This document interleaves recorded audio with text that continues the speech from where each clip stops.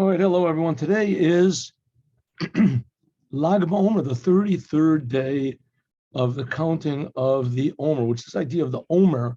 This is a commandment which is done by the Jews, counting every day between Passover and, how do you call it? Shavuot. I don't know, what do they call it?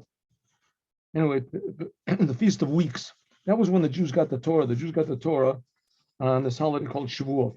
And there's a commandment to count all the 49 days between them. There's a lot of mystical implications already, how it fixes up your soul and the 7 aspects of your soul, and etc.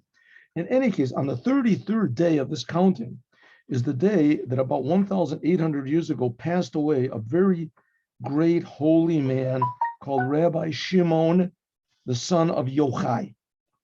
Shimon Bar Yochai. And Shimon Bar Yochai was an exceptionally holy, gifted person, to the degree that it says that he protected the whole entire world. That God, when Noah, in the generation of Noah, when there was the flood, so God said he's going to put a rainbow in the sky, that even if the world deserves to be destroyed, he'll remember the rainbow covenant and he won't destroy it. Well, it says in the days of Rabbi Shimon Bar Yochai, the rainbow was not there. It wasn't necessary because his merit was enough to justify the whole entire existence of the Jewish people and of the world. So Rabbi Shimon was a very holy person, and he brought a book called the Zohar. And the Zohar explains all the Kabbalistic secrets of the creation of the world and of the Torah. But unlike all the other mystical ideas, there's other religions also that have mystical ideas and that have their mystics. But unlike the others, the purpose of Judaism is totally different than any of the other religions. And that is, the Jewish people, they are the representatives of the Creator. We've said this 1,000 times, but it's a very difficult idea to really internalize. It's very difficult for me to internalize, but it's the truth. And why is it the truth? Because that's what Rabbi Shimon Bar Yochai said in the Zohar. He brought it down. And the idea is that God is creating everything all the time, and everything has mysteries in it. Okay. And that was the book, the Zohar. That's what it brought it. And this will be accomplished in full by the Moshiach. Moshiach, he will accomplish what Judaism began. Abraham, when he got his name changed, Abraham was the first Jew. He got his name changed from Avram to Avraham. And it says what Avraham means is that he's the father of all mankind. So Abraham had an obligation to teach all mankind to connect to the Creator who's creating them. And that's the job of Judaism. And that's what happened with this book, the Zohar, that he wrote. He gave more directions and details about how to do this. And it depends on us. We have to change our heart and we have to get excited about God. And we have to. Okay. On these days, surprisingly, these days, according to, the 33 of these 50 days, and the pupils of Rabbi Akiva died. Now, it so happens that Rabbi Shimon Bar Yochai, he was one of the pupils of Rabbi Akiva, and he didn't die. He was one of the few. Only 5 didn't die. How many did die in these 33 days? 24,000. 24,000 pure, holy pupils of Rabbi Akiva. They all died. Now, these were really super holy people, and they did everything that it said in the Torah. And you figure, come on, well, they die. I mean, that's the opposite of everything Judaism stands for. So it says, oh no, they deserved it. They deserved it. Why did they deserve it? Because they didn't honor one another the way they should have. God was very, very exact with them. And one little mistake, that's it. Like a brain surgeon, he makes a little mistake, finished. The janitor that cleans the floor, so he forgets one whole floor, no big deal. But a brain surgeon makes a little tiny error. So these people, they were like on the level of brain surgeons. These pupils of Rabbi Akiva, they were tremendously holy people. So one little mistake. Okay, there's other explanations also what happened, but nevertheless, suffice it to say that in these 33 days, in these 33 days. There's other opinions when exactly in the counting of the Omer these 33 days were, but nevertheless, let's take our opinion. The first 33 days of this counting of the Omer, as the pupils of Rebbe Akiva, they all died. They all died, and they stopped dying on the 33rd day of the Omer, and then years later, Rebbe Shimon Bar Yochai, he passed away on this day. Right? I never really saw it written exactly what was the year when all the pupils of Rebbe Akiva died. But nevertheless, it was 10 years before, 20 years before Rebbe Akiva died. Okay.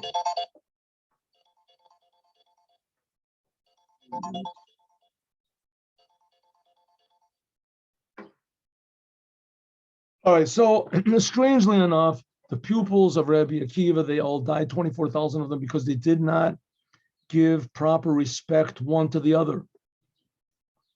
And they stopped dying on the 33rd day of the Omer. And interestingly, one of the pupils that did not die, there was only 5 that did not die, and that was Rebbe Shimon Bar Yochai.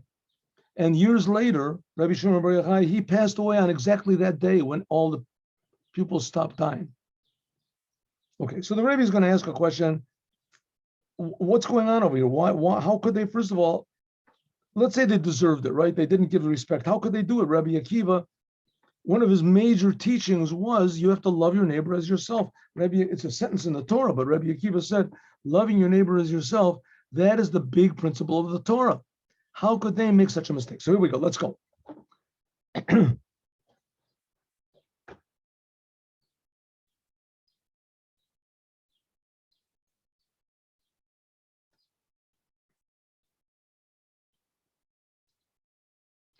But again, the Simcha, regarding the happiness from the day of Lag BaOmer, is Varen Gebrach. There are many reasons why we should be happy. Remember, we learned the Sikha in the beginning of the week that Lag BaOmer is a very happy holiday, very happy, and people go up to Miron and they're rejoiced. They're very happy. They dance and the whole night. And it used to be the greatest of the Kabbalists. They would go and rejoice Lag BaOmer. Because Lag BaOmer is the day that Rabbi Shimon passed away, and it's also the day that he revealed his deepest secrets. The pupils from Rabbi, okay, here's a couple of reasons why we should be happy on that day. Number one, the pupils of Rabbi Akiva, which they died from Passover, between these days and Passover, 33 days, they stopped dying. Number one. Second, is the Halul of the Rashb'i. This is the day that Rabbi Shimon passed away. Rabbi Shimon passed away, which Rabbi Shimon said that on this day that I'm going to pass away, he knew when he was going to die. He said, this day has to be a happy day. Everybody has to rejoice on this day. Okay, 2 reasons. The pupils stopped dying, and Rabbi Akiva, and that was the day that years later, that Rabbi Shimon passed away. All in Yanim for Torah, everything in the Torah is very exact. We have to say, as she is from, there must be some sort of a connection betochen the inyan in the content and between these 2 things, that Rabbi Shimon died on that day, and that the pupils years earlier they stopped dying on that day. Okay, in addition to the fact that Rabbi Shimon Bar Yochai, he was a pupil of Rabbi Akiva. Rabbi Akiva always said, you're my main pupil. So we have to understand, what's the connection between the fact that the pupils of Rabbi Akiva, they stopped dying, to the fact that years later, that was exactly the same date that Rabbi Shimon did die. What's the connection? Why did he have to die on that particular day? The Lechiora, at first glance, is exactly the opposite. She is a davar v'hipuch. It's one thing and the opposite. Rabbi Shimon was one of the 5 pupils of Rabbi Akiva, which remained living. It says those 5 pupils, they stood up the Torah. It's in the Gemara and Yabamos. That after Rabbi Shimon, after Rabbi Akiva, his pupils all died, so who's going to teach Torah now? He had a whole network of teachers, and they all died. So it says those 5 pupils, Rebbe Meir, Rebbe Shimon Bar Yochai, Rebbe Nehemiah, others, they stood up the Torah.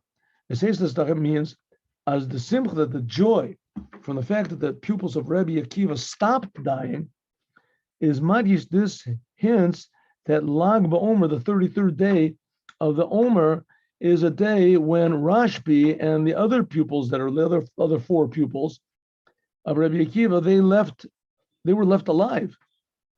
So that's the opposite of the day that Rebbe Shimon passed away. One second. Lag BaOmer, that's the day that Rebbe Shimon passed away. That's a happy day, yes, but it's also the day that Rebbe Shimon didn't pass away. He was one of the pupils that were left alive. So what are we happy about, that Rebbe Shimon didn't die, or we're happy that Rebbe Shimon did die? What's going on? It says it's no contradiction. Each one we can see the explanation is this: that day of the passing away of a tzaddik, of a totally righteous Jew that was devoted to God all of his life, kumtach zusammen, with all masech, with all of the deeds and all of the Torah and all the work that he did his whole life. One unit was thus, which the deeds, zayin chayav imiti. This is the true life of a person. How much money a person makes, how much the friends he had, how popular, those are nice things. But those things are not lasting. The things that are lasting are the good deeds that he did, the Torah that he learned, the connection that he had to something eternal. So that's the true life of a tzaddik. Is standing, so it's understood that the day that Rabbi Shimon passed away, as he reached a completion. Und das is Me'ir Begiloi, and not only that, all of the completion of all of his amazing work that he did in his whole life, his devotion and surrender and self-sacrifice and partnership that he had with the creator of the universe, the last day of his life, the whole thing shines through. The whole thing. Und Vibalten, because it's like a painter, paints a picture. When he finishes it, that's amazing. Right? When he finishes, he's not doing anything. Well, what are you praising? Because the finished product, that's still this is, so to speak, the finished product of Rabbi Shimon's life is on the last day of his life. Und Vibalten, because that the service from Rabbi Shimon Bar Yochai was the opposite from the other 24,000 pupils of Rabbi Akiva that died. Z is an avoda, because Rabbi Shimon Bar Yochai, this brought that somehow or other stopped this death, like we're going to learn later on. As the Rebbe, so therefore is Zayin Hilula, the day that Rabbi Shimon passed away, namely, which was the sum total of all of the amazing work that he did in his whole life to serve God. This is the day from Pasku Day. This is the same day that they died, that they stopped dying. Lag BaOmer. So in other words, the day that Rabbi Shimon passed away, which that's years after the pupils stopped dying, but that day had a special merit to it. So that day that Rabbi Shimon passed away, that had a tremendous merit, and that merit, even though that Rabbi Shimon had not passed away yet, but that day had a tremendous merit because of all the things that Rabbi Shimon was going to do as well. And therefore that merit, that's what stopped the pupils from dying. 24,000 died, but they stopped on that day, magic day, the 33rd day of the counting of the Omer, which that was going to be the day that Rabbi Shimon passed away also. Mendarfa, but first time we have to understand, Vibald, as from the Chamish Talmidim, because of the 5 pupils of Rabbi Akiva, was Davka specifically. No.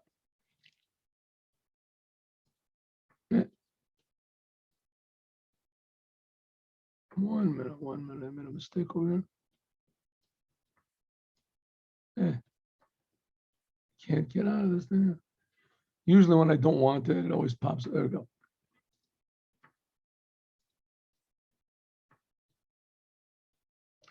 And so the passing away of Rabbi Shimon Bar Yochai was on the 33rd day of the Omer. So we have to say that this whole idea that they stopped dying on that day has some sort of a connection to the fact that that was the day when Rabbi Shimon passed away, and it has some sort of a connection to Rebbe Shimon more than the other four pupils, because there were five that didn't die. Rebbe Shimon was just one of them. So somehow or other, Rebbe Shimon must have a special connection. How is Rebbe Shimon different from the other four pupils of Rebbe Akiva? It says the Rebbe, first of all, let's explain something else. We have a sort of a bigger question. We'll get back to this question. What was the uniqueness of Rebbe Shimon Bar Yochai? But we've got another question we can ask. Let's explain what the rabbis say. Why did these 24,000 pupils die of Rebbe Akiva? It says, Lo nagu kavod zelazeh. They didn't respect one the other. That's the way they died. That's the reason they died. 24,000, because they didn't give respect to one another. Says the Rebbe, how could this possibly be?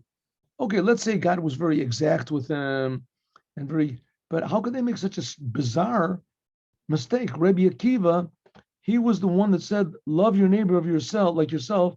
This is from all the sentences of the Torah. Loving your neighbor as yourself, this sentence, which says in the Torah, this is the general foundation of the Torah. This is the foundation of the Torah. Love your neighbor as yourself. That Rebbe Akiva, he took that sentence, right? There's other rabbis that say, no, the main thing is you have to learn all the time. Another would say, no, you have to pray all the time, right? Others say, no, the main thing is you have to do the commandments. That's the main thing. Rebbe Akiva said the main thing, you have to love your fellow man as yourself. That's the foundation for the whole Torah, right? It's a sentence in the Torah, love your neighbor as yourself. But Rebbe Akiva lifted it up to tremendous importance. If so, if that's what Rebbe Akiva, that's his main lesson in life, to teach others to love other people. So if so, how could it be that his pupils, which the Torah says that they are the pupils of Rebbe Akiva, how could they make such a bizarre mistake that they didn't give respect to one another? I mean, a basic thing of loving somebody doesn't mean loving them on your terms. It means loving them on their terms. That's what it means, loving somebody else. You can't take, your friend, you take him out to the Indianapolis 500 automobile races. But I hate auto racing. It's just so noisy and this, I just don't like it. Take me to an opera. So no. I don't like opera. Love your neighbor as yourself. I love you like I love myself. But that's ridiculous. That's not loving the other person as yourself. Loving him as yourself is just the way you want to do things for yourself that you like. So you should love somebody else. You should do things for him that he likes, the other person likes. Or the same way that you overlook all of your faults. So you should do the same thing the other person, overlook all of his faults. But the main thing is to see the world from his point of view. How could it be that the pupils of Rebbe Akiva did exactly the opposite, didn't give respect one to the other? They couldn't see the other person's view. How could it be? Yet from the Talmud, one of the explanations is like this. Every one of the pupils of Rebbe Akiva had his way and understanding in what Rebbe Akiva said, love your neighbor as yourself. And according to this, they serve God according to this by one is the main thing of loving God, another person is fearing God, and etc. But is yederer gewen azoi durch genommen. Each and every one of the pupils of Rebbe Akiva was so permeated, and if you want to call it, what's the word they use? Obsessed. There's a better word for it. Fanatic. Everyone is so permeated and fanatic with his way of learning and serving God, until that each one of them had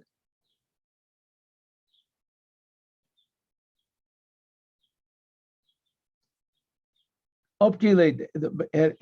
Each one was certain, as der was folgt nit, those that do not follow his path, as he's making a mistake.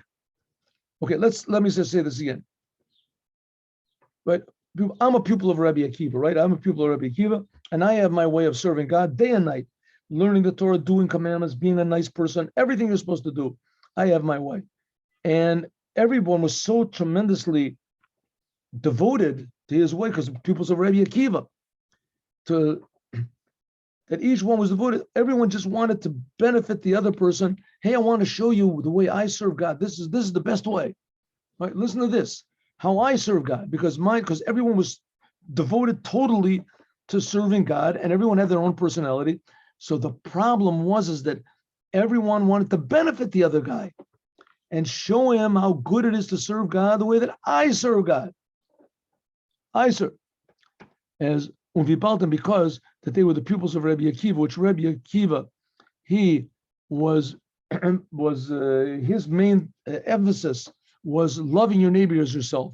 So each one of the pupils of Rebbe Akiva, nit genugend mit der eigene, it didn't suffice.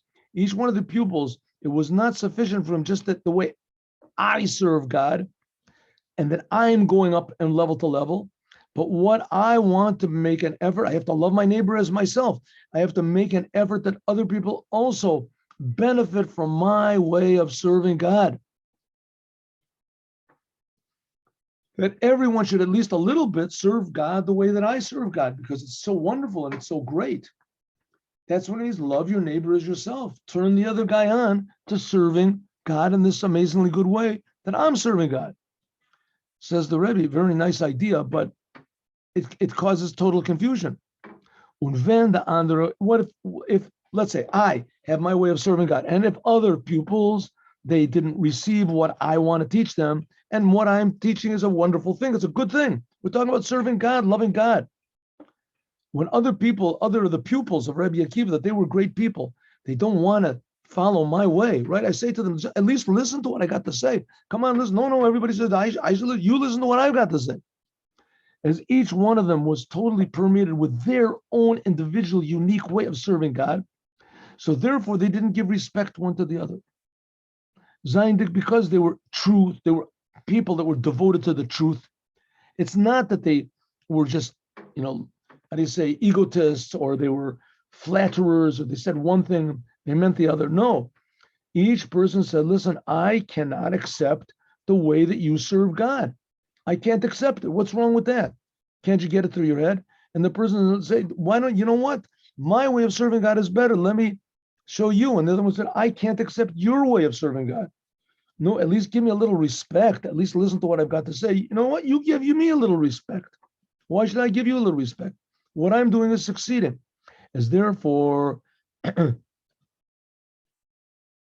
was because each one was so tremendously devoted to his way of serving God, so they were lacking any sort of a feeling for one to the other. Because each one, according to his way, he was doing a complete service of God. Because they were the pupils of Rebbe Akiva.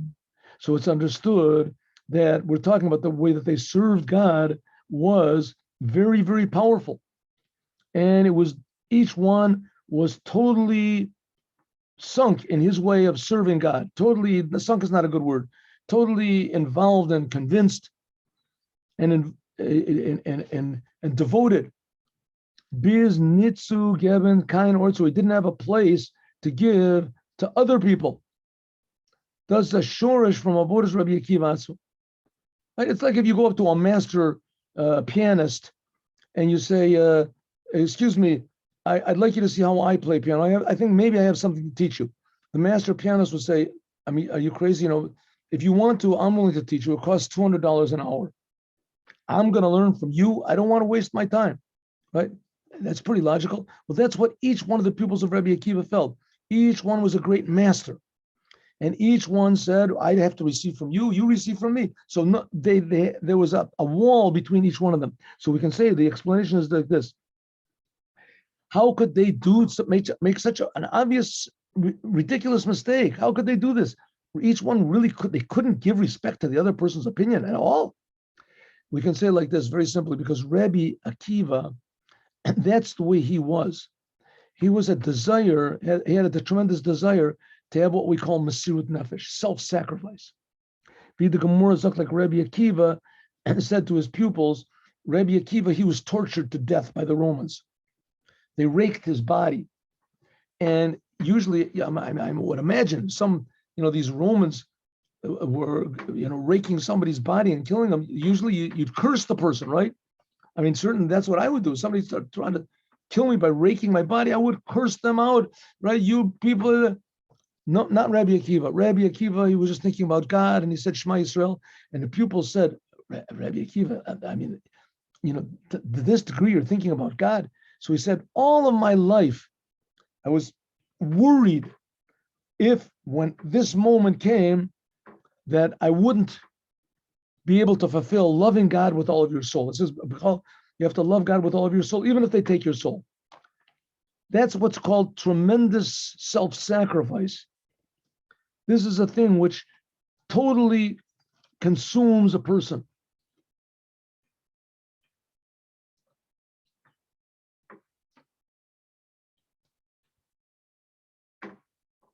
And because they were so tremendously consumed with this serving God in their own way, and that was the way of Rabbi Akiva also, they received this from Rabbi Akiva. It's a little bit longer than what I thought here. 1 second. All right, good, okay. So therefore, each one, not only did they have love of God, but each one was totally devoted to the point of total self-sacrifice for his way of serving God.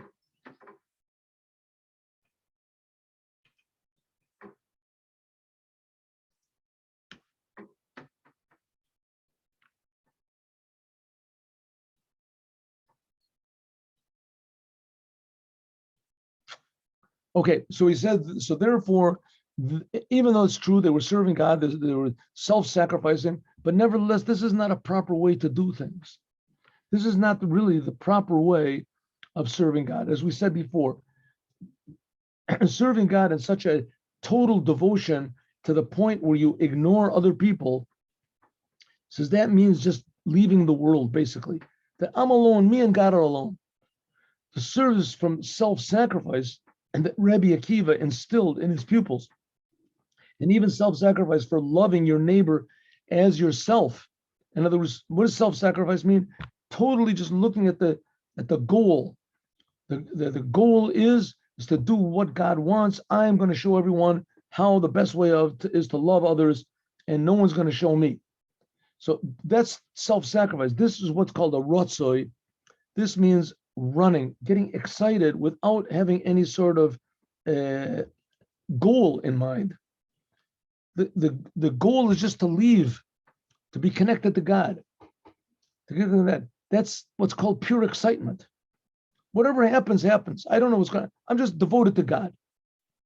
Right? Okay, sometimes that's necessary. Like if they're threatening a Jew's life and they say, if you don't bow down to this statue, you don't bow down to the cross, we'll kill you or something like that. Then you're supposed to give your life. You're supposed to give your life. You're supposed to say, I don't care what happens. I'm not. But loving another Jew and doing things only your way, a person is always supposed to think, listen, I'm willing to learn from other people. I'm willing to give other people respect. It says, so this attitude of having total self-sacrifice for your way of serving God, even though it's a very good way, but this is not, because God doesn't want people to just leave and just totally be devoted to him. Remember, we learned in the Sichos of the Rebbe, you have to look at 3 things and you won't come to do a sin. Not just yourself and God. You're a religious Jew. When you act like a religious, you dress like a religious Jew. It's just me and God. I don't care about the world. The world is not going to have a negative effect on me. Says the Rebbe, that's wrong. That's not a good way to look at the world. It's not sufficient that the world doesn't have a negative effect on you. You have to have a positive effect on the world. That's the thing of Rabbi Akiva's pupils. His pupils were just interested, each one in their own individual service. That's called running to God without thinking about returning to the world and benefiting the world. You have to look at 3 things, not just you and God, you and the world. And here, even though paradoxically, the commandment we're talking about here is loving other Jews, even in that, you can put in too much, we want to call it too much religion. Too much religion. I have my way of loving other Jews. No one's going to tell me what to do.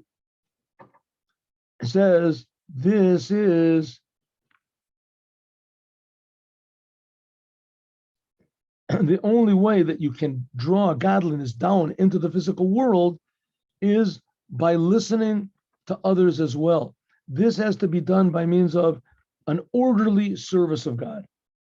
Serving God in a way that's orderly. Not just, I'm going to love every Jew, I don't care what happens. We can say that this was the inner thing that says, Kulam, why all the pupils of Rebbe Akiva, they all died. Why? Because they didn't have respect.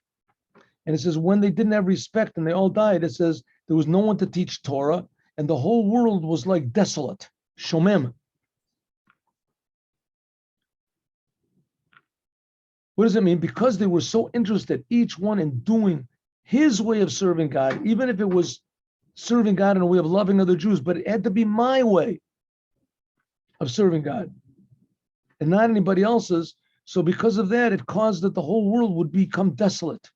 No one was really interested in the world. They were just interested in serving God the way they wanted to. And even if it wasn't a commandment of loving other Jews, they could love other Jews as long as the Jew wanted to be loved. As soon as another Jew came and told me a better way to do it, I don't want to hear him. I already have a perfect way.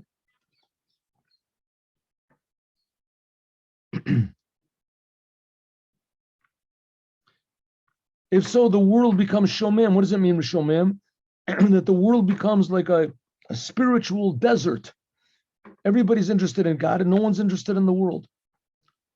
And this is what happened to the 5 pupils of Rabbi Akiva. It says these 5 people, they stood up the Torah, that they not only wanted to go up and serve God the way Rabbi Akiva taught them with self-sacrifice, but they were also interested in another quality as well, to bring the self-sacrifice into the world, into day-to-day life. So certainly there was by the pupils of Rabbi Akiva, they had self-sacrifice. By Zayis as Abergavan Adaraba, as does Bishlemus often visa is given by Rabbi Akiva Rabbam. But Vazayin Rotzoy is given and an offer from Nichlas B'Shalom Yosef B'Shalom. Okay, so look, Rabbi Akiva, he had a lot of good qualities, amazing qualities. One of the qualities that we just said was he taught the pupils the main thing in Judaism is love your neighbor as yourself. That's the foundation of Judaism.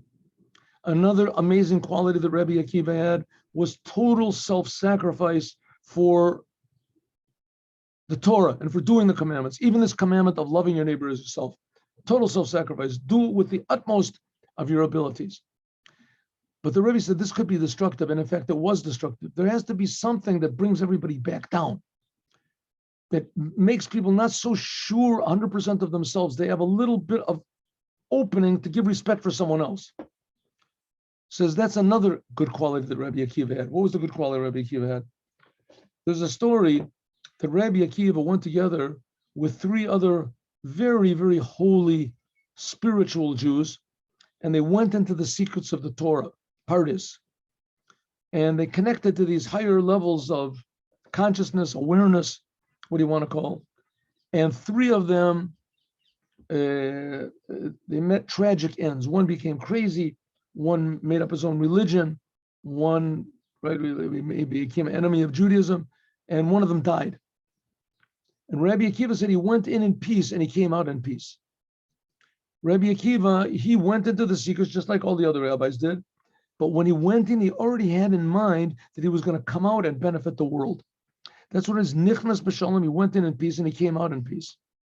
In the beginning, before he even went into these secrets of the Torah, when he went into these mysteries of reality, he went in a way that he wanted to bring what he learned into the world. Dain Velen, his desire was to cling to God with a total self-sacrifice, without any limitations, but And this brought him to extra life, extra energy. And why did he want to cling to God? Because he wanted an extra inspiration so that he would be able to bring this back down into the world. And the other three great rabbis that were with him, the one that died, the one that went crazy, the one that hated Judaism, all those three, they wanted God just like he wanted the God, but they didn't think ahead. They didn't have a desire to come out and benefit the world. And that's the whole purpose of what Judaism is. So wonderful, they were clinging to God and this, but it mixed them up. So, but Rebbe Akiva, he did have this quality of, before he surrendered himself and devoted himself totally to God, he thought, I want to use that devotion and that surrender to benefit the world as well, not just to benefit myself. Oh, this is a whole new thing. The 24,000 pupils of Rebbe Akiva, they didn't appreciate that. This is hinted at in what it says in Lag BaOmer, that Lag BaOmer is the day from Chai Elul, the 18th day of Iyar, Iyar. Iyar is the second month of the Jewish year. It's known the saying of our rabbis that Chai Elul, the 18th day of Elul, Elul is the month that comes right before New Year's and the Day of Atonement. Elul is like a very severe month, and Chai Elul, that's the day that the first Rebbe of Chabad was born. Chai Elul. It says on that day, they put Chai into Elul, life into the month, into the seriousness of the month of Elul. That day gave a life in the whole entire month of Elul. Well, the same thing is with Lag BaOmer, it gives life into the month of Iyar. What's so special about the month of Iyar? It says the month of Nisan, that's the first month of the Jewish year, that corresponds to God's kindness. He took the Jews out of Egypt, he gave them bread from heaven, freed them. That's God's kindness. The month after that is Iyar. This corresponds to the second of God's emotions, and that is Gevura, severity. That's the way it goes. Chesed, Gevura, Tiferet. The month of Nisan that the Jews got out of Egypt, that's the month of kindness of God. The month afterwards, when that's this month now, this month is the month of Iyar, which is also the month of Gevura. This is the month where everybody works on themselves. They would do what's called Sfirat HaOmer. They count on themselves and they try to purify. We make an inventory, scrutinize ourselves in the month of Iyar. So month of Iyar is something like the month of Elul. Elul is the month right before the high holidays of Rosh Hashanah, Yom Kippur, the days of judgment, Elul. And Iyar is also a month of reckoning. They had to reckon and fix themselves up before they could receive the Torah. So it's very severe, very serious. And Chai Elul, the day that Rabbi Shimon passed away, that put Chai Iyar, it always comes out. Lag BaOmer always comes out on the 18th day of Iyar. Chai Iyar puts life into this scrutiny and this self-examination of the month of Iyar, the days of the counting of the Omer. So it comes out that Lag BaOmer, it gives a life, it gives happiness and joy and love into the month of Iyar. That this means that running and coming close to God comes back down into the world. Not like the pupils of Rebbe Akiva, that they, on the days of Iyar, they just wanted to go close to God, purify themselves, and it ended up that ruins the world. All these wonderful people, they were gone. The whole thing of Rabbi Shimon Bar Yochai was to bring life into the world. That's why it was on this day, the 33rd day of Omer, that's why they stopped dying. And it was also this magical day that Rabbi Shimon passed away and revealed all of his teachings on that day, the deepest teachings. So this is the idea of coming back. So that's the way in which we find also in Rabbi Shimon Bar Yochai. That explains why Rabbi Shimon Bar Yochai was among the 5 that lived. And Rabbi Shimon Bar Yochai, he put an end to all the death. Because the service of Rabbi Shimon Bar Yochai shows on bringing, not just coming close to God and revealing these high ideas, but to bring these ideas into the physical world. That's the idea of Moshiach. And we can see it in Rabbi Shimon's personal life. The 13 years that Rabbi Shimon and Rabbi Eliezer were hiding in the cave, says that they were totally removed from the world. We told the story before. Why did they go into a cave? So because the Rabbi Shimon was very outspoken about how bad the Romans were. The Jews were starting to praise the Romans and say, listen, we can be friends with them. And he was saying that they're evil people, everything to do is for themselves. And the word got out to Rabbi Shimon. Another Jew told on him. And he found out that they were after him, and he hid for 1 year in a synagogue. And his wife used to bring him food every day. And then he was worried maybe they would torture his wife and she would reveal the place. So he ran away, that even his wife didn't know where he was. And he hid up in the mountains, in the hills of what is it called? The Galil, the hills. And he hid in this cave. And he hid in this cave for 12 years. He didn't come out. He didn't come out. God made a miracle that there was a well of water that sprouted up, and also a tree that had cherubs that ate. What type of nourishment that is, but anyway, that's what he ate for 12 years. And you'll see he went back for the 13th year because he came out and he was destroying the world. It says, all the time he was in this cave, he couldn't do any commandments. Everything he did, most of the commandments he did was only spiritual. Only spiritual. He couldn't have a sukkah, and he didn't eat matzah. But this itself, abadas gufa hat gebracht, but this fact that he was suffering for these 12 years, so it brought him, when he went out from the Me'ara, that a whole new way of serving God, not just separating himself from the world and becoming more and more holy, but rather bringing this godliness and this blessing into the world, into this terrible, distracting world, in order to improve the world instead of running away from the world. It says that every boy that Rabbi Eliezer, was not able to internalize this message of that we have to fix up the world. It says after 13 years they came out, and Rabbi Eliezer, his son, Rabbi Shimon, he would see people plowing their fields, and he would say, how can these people leave the Torah? How can they abandon learning, serving God, and plow the fields? And wherever he would look, as the person would start to burn. And Rabbi Akiva and his father, Rabbi Shimon, he would look there and he would heal the person.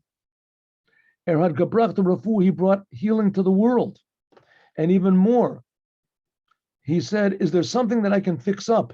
And I can. And he said he went to the city of Taveri and he fixed it up. There were dead bodies in unknown places, and he showed everybody where they were so that the Kohanim could go there. Because Rabbi Shimon, his whole thing was midot trumos midosav shel Rabbi Akiva.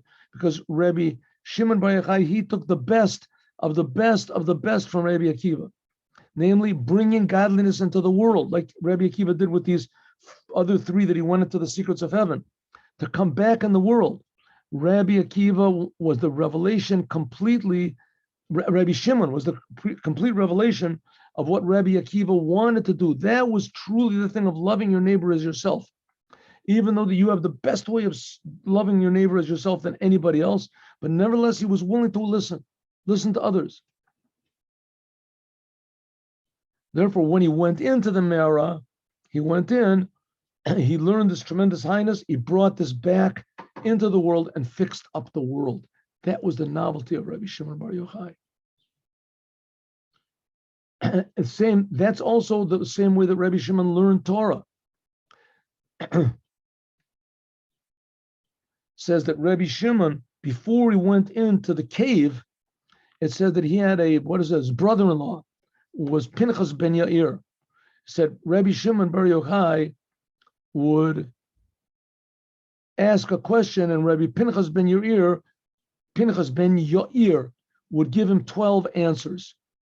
And when Rabbi Shimon came out of the cave 13 years later, he said, Rabbi Pinchas ben Yair, he would ask a question, and Rabbi Shimon bar Yochai, he would give 24 answers.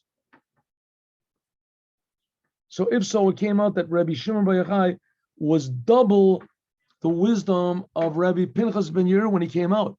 And previously, he was only 1/12 of the wisdom of Pinchas ben Yair.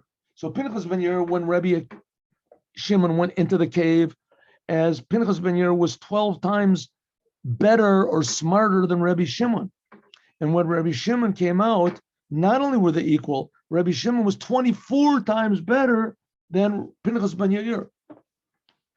So what do we see from this whole business? We see that Rabbi Shimon, as holy as he was, but he had the quality of bringing this holiness into the world, to come down into the world, to benefit the world, to bring blessing to the world, physical world. And that was the big novelty that stopped all the pupils from dying. And that was also the big, amazing reason why Rabbi Shimon did not die. He wasn't one of the 24,000 that died, because he had this quality that is so desperately needed by the world to bring holiness into every aspect of our lives. That's what the Zohar does. That's the whole purpose of Hasidut. And Moshiach is going to finalize it. He's going to finalize what Abraham started. The whole entire world will recognize the Creator and who's creating them, and the whole entire world will rejoice with the revelation of the source of life in every detail of life. Have a good day with Moshiach now. I don't think there's going to be a class tomorrow because I'm going up to Miron tomorrow morning, and it's just amazing that I found this time right now.